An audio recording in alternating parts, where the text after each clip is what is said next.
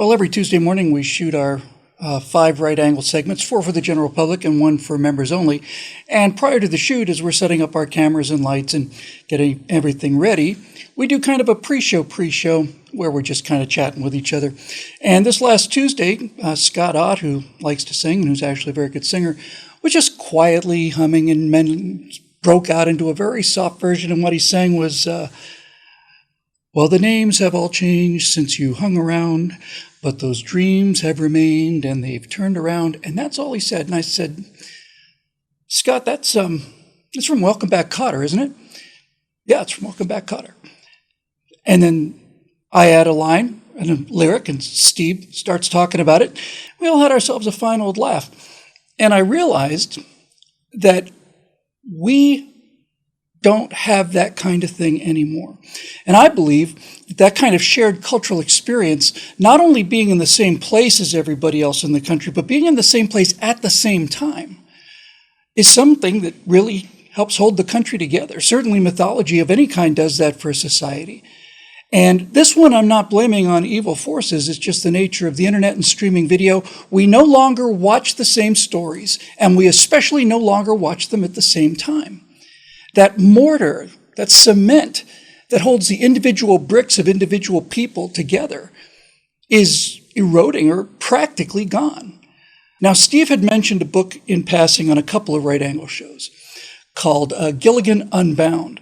And it was a look at Gilligans Island. Again, one of the most, how do we want to describe it? I was about to use a bad name, but I actually like Gilligan's Island. Insipid, shallow, all this other stuff. But the guy who wrote the book argued that no, it's actually really deep. That the key thing about Gilligan's Island was not just that all these different members of society, you had the very wealthy, you had the deckhand, captain, you had the intellectual, you had all of these people, the movie star, the glamour queen, the girl next door, they were all working together on the island. And it was a little microcosm of America. And furthermore, as some critics have pointed out, not only was everybody working together on Gilligan's Island, but they were working together to change their environment. They didn't just go native, and they didn't do what they did in Castaway with Tom Hanks after several years on the island. I understand there's a difference between a 1960s sitcom and a serious movie, but think about it. What they did on Gilligan's Island was they tried to make Gilligan's Island into America.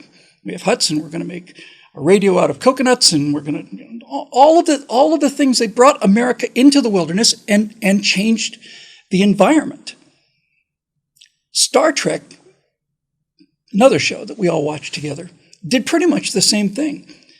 I made a point in a Star Trek video I did 10 years ago now, I guess. It's not my best work, but it's my favorite work. And I might post a link to it here. But basically, the bridge of the Enterprise is America. It's multicultural. It's people of all different colors from all different backgrounds, including different planets. And on the original Star Trek series, unlike all of the later Star Trek series where international law in the form of the Prime Directive, which for those of you who are not Star Trek fans, means that you can't interfere with any particular culture because you can't change the course of their cultural growth. Okay. Well, that Prime Directive idea was originally put in the first Star Trek series with William Shatner, recently returned from outer space. And time again on the original Star Trek, what we saw was this view of America, which is the bridge of the Enterprise, the crew of the Enterprise, interfering with alien cultures in order to make them better, at least better according to our standards. Classic example of this, I don't mean to get too deep into the nerdy woods for you, but it's important to understand. Classic example of this was a show I saw many times watching Star Trek and Star Trek reruns, and it was an episode called The Apple. Now, on that particular episode, the crew of the Enterprise visits a paradise planet where everybody, and I mean everybody, is a beautifully tanned surfer with 80s hairdos. And much more importantly, no hunger, no war, no violence, no jealousy, everybody as happy as they can be. And then Kirk finds out that these creatures, and all that's asked of them, by the way, they don't have to go to work, they don't have to work in coal mines, they don't have to work in insurance offices. All they have to do is occasionally take some bananas and stuff and feed it into the mouth of this reptile god called Baal, and Baal provides a perfect environment for them. It's the absolute utmost form of socialism, although I didn't realize it at the time. I was just watching a science fiction show. But basically, this machine, this robot with a snake's head, was controlling everything, and all it needed to do was have the humans essentially shove matter into its mouth. Okay. Seems like a pretty decent price, really. But Kirk understood that there was something inhuman about this, that these people were too content, they were too idle, they were too unambitious, they were too inert.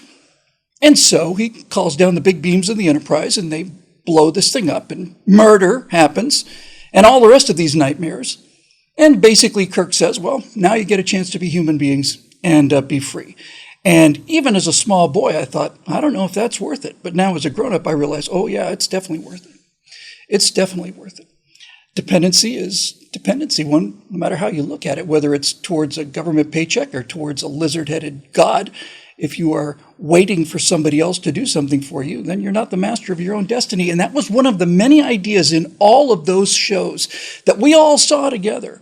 And it went out into the pop culture, and it made the citizens what they are. That's the thing about the pop culture. You see, it's a feedback loop.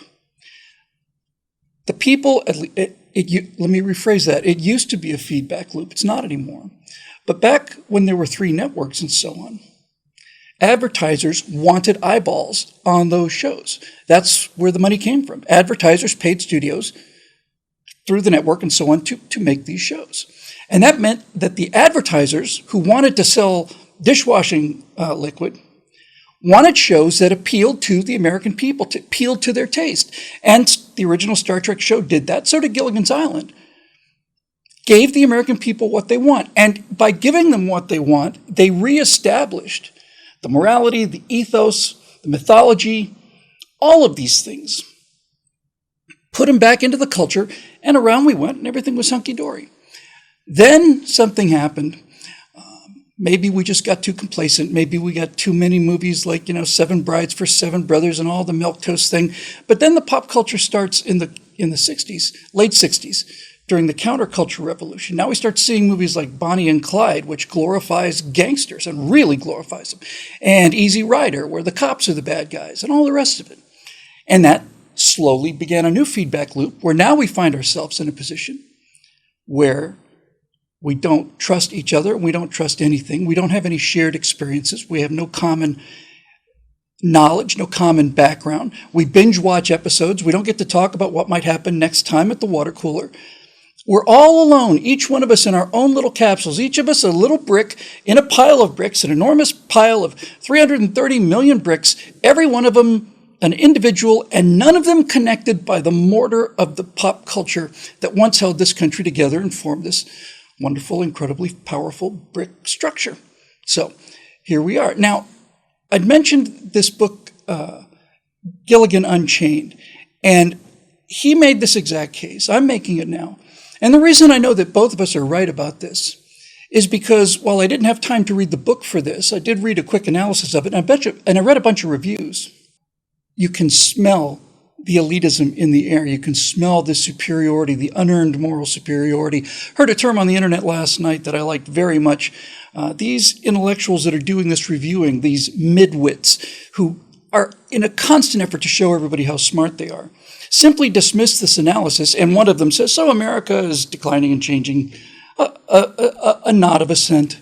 Okay, it's all beneath them, you see. It's all way beneath them. Most damning of all, it is all unimaginatively reductionist. Reductionist. Well, I had to go look up reductionism to be sure I was right about this. And reductionism is the process by where you take something complex and break it into simpler parts to try to make it easier to understand. And so to dismiss it as, it's reductionist, is to go into the mindset of the intellectuals that are destroying this country. Because that's what this is, by the way. We think it's a left-right kind of thing. It's not really. It's the intellectual elite, these midwits who are trying to get to themselves to Island 120, which is my particular analogy. It's a reductionist analogy, of course, so undoubtedly has no meaning. But basically, I'm arguing that people who have an IQ of 100, 102, 106, something like that, want to be perceived as smart because smart people are successful. They don't have to work with their hands. They don't have to do anything dirty, you see. So in order to sound smart, they listen to what people smarter than them say, And then they do and say those things, and they hold those convictions with religious zeal because they all want to get to this level of 120 IQ. That's what I call Island 120. But you see, if you go past Island 120 and you get into decent, really decent IQs, like, I don't know, Victor Davis Hanson or Thomas Sowell, you realize that none of these things that these people believe together as sheep because they think it's the smart thing to say really is based on any truth whatsoever. Intellectuals spend their entire lives trying to make simple things more complicated than they need to be because back on Island 120, these midwits think that something more complicated is something somehow better than something simple, that it's of a higher level. When anybody knows, if you're talking about poetry, whether you're talking about physics, you're talking about engineering, that simplicity is the dream that has to be chased, that the more simple something is, the more true it can be. E equals mc squared. There's how the universe works. It's about as simple as an expression as you can get. And I know for a certain fact when Einstein actually wrote that down for the first time, he knew he was right because it was so fundamentally simple. This idea the intellectuals have of you have to complicate everything in order to show everybody how smart you are is insane. Because the more complex something is, the more prone to errors it becomes. There's just more things to break and go wrong. And now you understand the language. Now you understand all of the reasoning, all of the psychological gymnastics you have to go through for transgendered males competing in women's sports and for the ability to call for socialism and still keep my iPhone. All of this stuff, all of it. It's all theory.